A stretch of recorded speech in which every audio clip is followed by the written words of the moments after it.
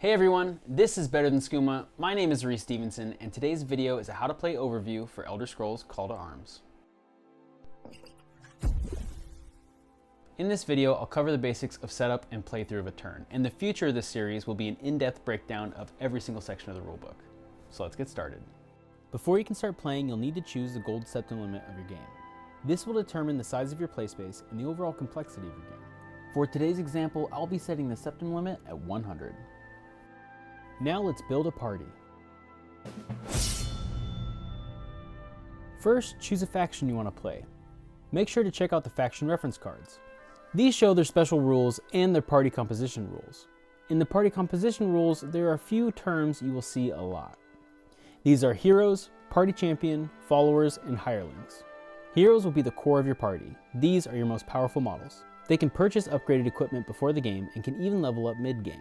The party champion is simply your highest value hero with your faction as their primary faction. Every party must have a party champion. Followers are basic characters that come with preset gear. They mostly just fill up the ranks. The last is hirelings. These are models that you buy from other factions. Today I'll be playing the Adventurers. So let's purchase our first model. For this video, I'll only be using models from the Bleak Falls Barrow set. So the Dragonborn will be the only model in my party. The Dragonborn is a hero. Let's take a look at their hero character card. The cost of a hero is shown here. Factions this hero can belong to are shown here, the gold one being their primary faction. But they can be in any of these factions.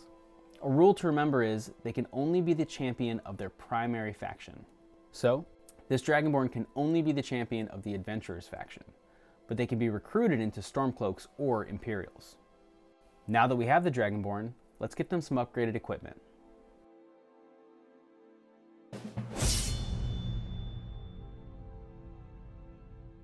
Upgrades are organized into 5 categories: melee weapons, ranged weapons, armor, items, and spells. Let's take a closer look. Here is a piece of leather armor. This is the cost, and this is the required skill your hero needs to equip this card. This particular skill is a light armor skill. A character's skills are located in this section of their card. You have attributes, and listed next to each attribute are the correlating skills. So for a character to equip this leather armor, they must have the light armor skill. The Dragonborn does possess the light armor skill, shown here, so she is able to equip this upgrade. Equipped upgrades are slotted into the matching upgrade slot. Next, let's fill these hand slots. I want to use a sword and shield, so I'll purchase a steel sword for 5 septims. This sword requires a single hand skill, which again, the Dragonborn has. Next, I'll purchase the wooden shield for 3 septims, because the Dragonborn has the required shield skill. Then we have our quick slots. These are for upgrades like potions and spells and such. I'll pick up a health potion. The Dragonborn's going to be in the middle of a lot of combat, so I want to make sure she survives. The Potion of Minor Healing does not have a skill requirement icon, so it can be used by anyone, but it does have this apple icon, which means it's a consumable. This means it gets used once and then discarded. Then I'll pick up a Shout. These are spells that can only be used by models with the Dragon Shout keyword. I still have some septims left, so I'm going to pick up some extra upgrades to keep the Dragonborn versatile. Since all of my equipment slots are filled, these upgrades are then placed next to the character card in a deck called their inventory. During the game, your hero can swap to these items. I'll buy a Potion of Minor Stamina for 3 septims to go into my inventory. Stamina is a very important resource in Call to Arms, which we'll cover during the playthrough. Next, let's take a look at Adversaries.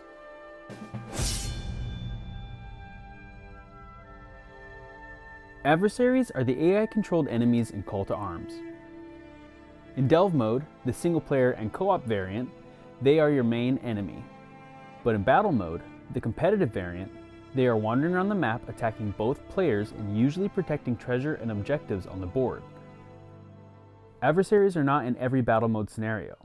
The scenario you are playing will let you know if they are present in the game. In this example, I will be playing a Delve mission. When playing a game with Adversaries, you take the septim limit of your game and add 25 more septims to it.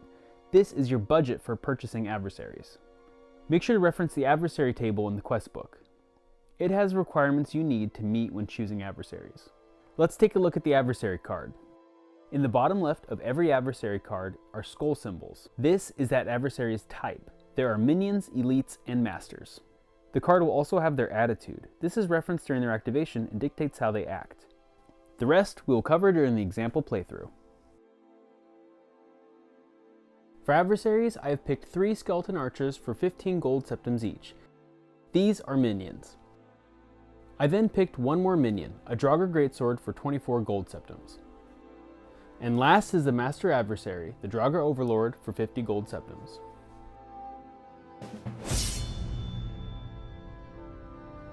At the end of every round of Call to Arms, you'll be drawing a card from the event deck. Building your event deck is very easy.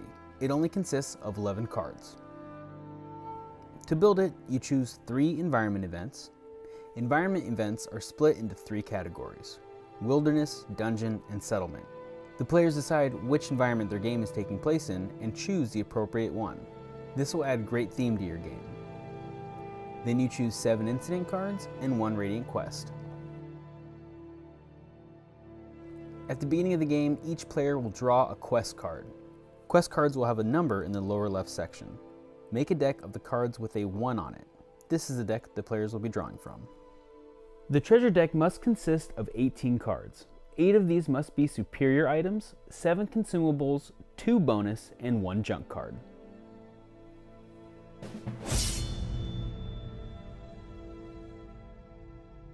Here, I have set up Delve Mode Scenario 4, Realm of the Dead from the quest book. To win, I need to collect at least 10 victory points in 6 rounds.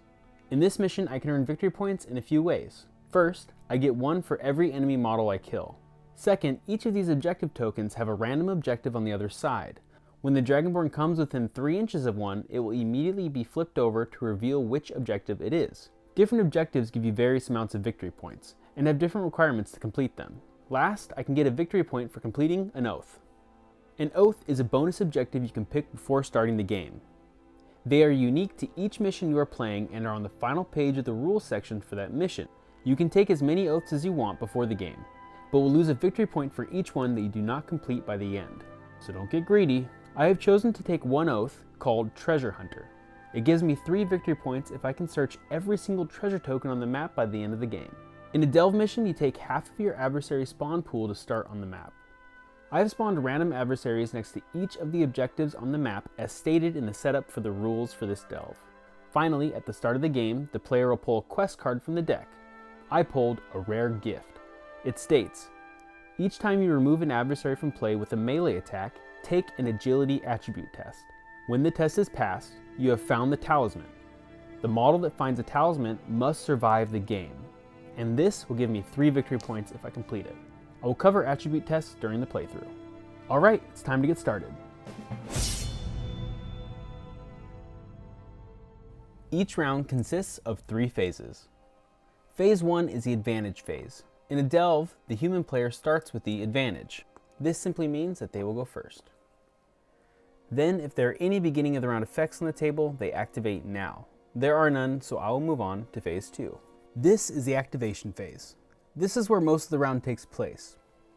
First, I choose which of my models I want to activate, so of course I choose my Dragonborn. Now every model gets 2 standard actions for its activation. The player can choose from this list. Now I won't cover every single action in this video. I'll leave that to a future video dedicated to the actions. For my first action, I'll do a move. Some actions in Call to Arms can be boosted. To perform a boost, a model must spend a point of stamina. A model stamina pool is located here. And at the beginning of a model's activation, it will recover 1 stamina point if it's missing any. So I will spend 1 stamina to boost my move action, turning it into a sprint. When sprinting, you add 3 inches to that model's movement, unless that model is wearing heavy armor. In that case, you only add 2 inches. Normally, a model's movement is 6 inches, but with the sprint, it's now 9.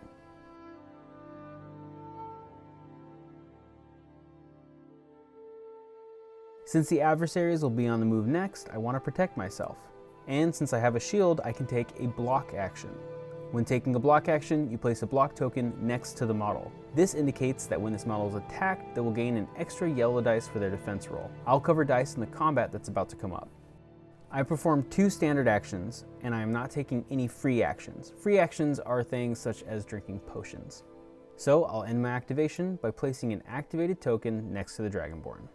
Now the adversaries will activate. The core box comes with tokens to assign numbers to each of the adversaries in your game. You then pull from a pool of matching tokens to randomly decide who goes next. I have found that using a dice to choose activation is a little faster and easier for me. I assign numbers to the cards to the side here, and then I roll a dice. Since there are only 5 adversaries, I'll just re-roll on 6s. A 1! Alright, so the skeleton archer will be activated. When activating an adversary, you roll a black dice and consult the adversary's response matrix card. The skeleton is part of the Draugr faction, so they use the Draugr response matrix. An Oblivion sign has been rolled. The skeleton is Path of Shadow, so this is A for attack. The player should then check the rulebook under the adversary activation section to check for any other behaviors the adversary might perform. This is where the attitude will come into play. Skeleton archers are cautious. Cautious models tend to hide or defend themselves moving around the table. But since I rolled an attack action, the skeleton archer will simply attack. Check the target priority list on the response matrix. This skeleton will shoot at the nearest enemy, the Dragonborn. If it did not have line of sight, it would move into line of sight. All adversaries can use 1 boost during their activation. So if the skeleton needed to boost its movement to sprint to get the line of sight, then it would. But it has line of sight and is within range, so it will not move.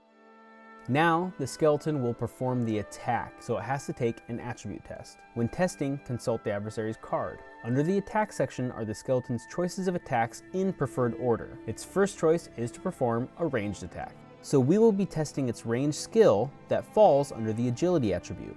During a test, you will roll a white skill dice, and you have to score under the attribute that you are testing against. So this skeleton will have to roll a 3 or lower to succeed. You also roll all of your damage dice at the same time. This skeleton is at long range. It will be rolling 2 yellows for its damage. It has not boosted any of its actions this round, so it will use a boost on this attack. For range attacks, the boost is called aimed shot. This adds a green dice to the dice pool. Green dice are accuracy dice. Accuracy dice do not add any damage potential, but instead subtract from your white skill dice roll, increasing your chances of a success. So for the skeleton's attack, they are rolling the skill dice with 2 yellow damage dice and 1 accuracy dice.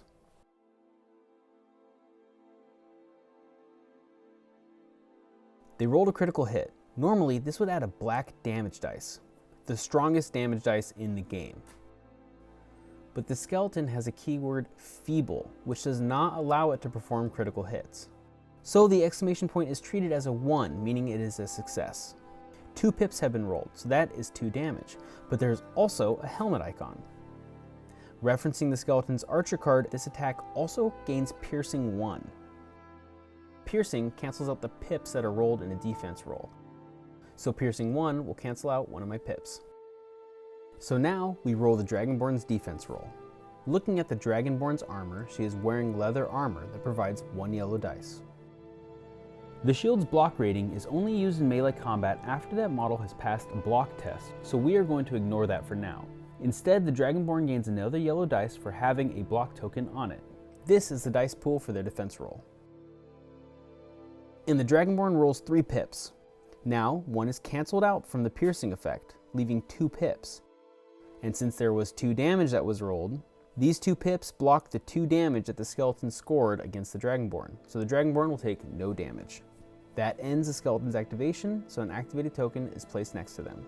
Since I have no more models without an activation token, I do not get to perform any more actions. For a game at this gold septum value, the adversaries get 2 activations per round, so 1 more adversary will activate before the end of this phase. So I roll for their activation.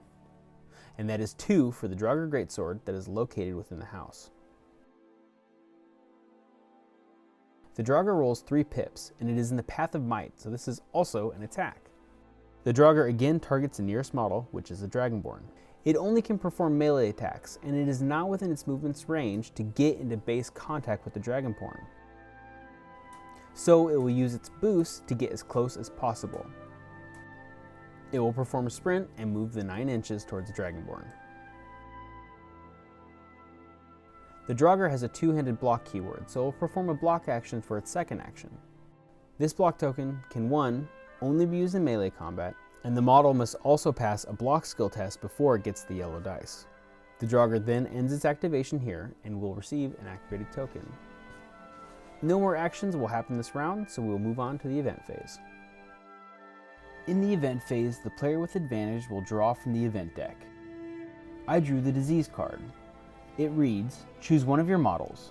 That model must pass an endurance attribute test or receive a disease diminishing effect card. The Dragonborn has an endurance of 4. So I must roll under a 4 to pass the test. And I rolled a critical failure, which is of course an automatic fail. So I will take the disease card from the effects deck here and slide it next to the attribute section of the Dragonborn's hero card. Now when performing skill tests with the Dragonborn, all of her attributes with a negative modifier in their row will take the leftmost penalty from the disease card. At the end of each of her activations, the card will slide in one column until there are no more negative modifiers showing. At that point, the disease effect has ended and the card is discarded. Then the player will spawn this many new adversaries. The scenario rules will tell you where these adversaries can spawn. So I have placed the 2 remaining skeleton archers onto the edge of the board here. That is the end of the event phase, and play will now move to round 2, starting back at the advantage phase. For the sake of time, I'll be ending the playthrough on this first round. There are a lot more rules for me to cover, and I will get to all of them in future videos in this series. Thank you so much for watching, and I hope this helped. If you have any comments or suggestions, just definitely put them down below. I just want to open up conversations and talk with the community. I am so excited about this game. I think the systems are so fascinating, so many interesting choices every turn. I have a lot of ideas for this channel, so if you can subscribe, that would be so awesome. I'm going to be opening up a Patreon to see if that is even an option for me for going forward in the future. I'm really excited about this, and I'll see you in the next video.